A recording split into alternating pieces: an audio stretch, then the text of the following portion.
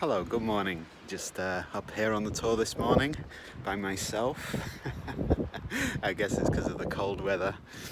Plenty of people walking about in big winter coats and hats looking cold, and you know, I'm again in a t-shirt feeling pretty warm. Amazing, isn't it? The difference between reality and perceived reality and possibility. I don't have much to say this morning, but it's been a while since I've done a post, and I've spent the last 2 days in bed with, I think they call it labyrinthitis. It's where, you're dizzy most of the time. I had this about 2 years ago, and I was a bit scared first time I had it. Ended up at A&E with a much more severe case. After 111 said to get myself down there right away, and it just turned out to be this dizziness. You don't know if it comes from the neck or the ears, but it kind of got me thinking on this beautiful, noble place of suffering and what illness has taught me in my life. And it's there's a saying that life's always on your side. It's always working in your favor, and I've got to say my experience of life at 47 is that that's 100% true.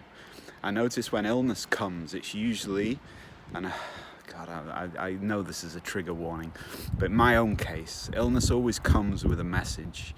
And the message in the past, generally for me, is slow down.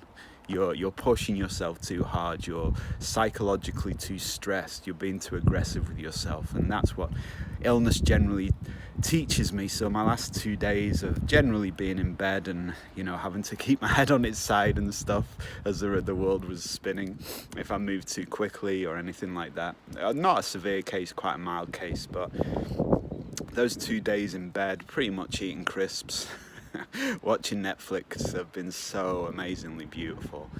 Just restorative, and I kind of know what it was about. I see where psychologically I was starting to push myself a little bit too hard over the last few weeks, and so my body said, no, we need to stop, be still, relax, be happy. And woke up this morning, it's pretty much gone, but I've also woke up with a much more clarity in my mind about certain things in my life, because I embrace the stillness and the suffering. And so today's post, I wanted to just kind of echo that whatever's happening in your life, if you have a life that's similar to mine, it's that life's working in your favor, that everything has a message in it if we know how to be still with it, how to really honor how we feel in any given moment.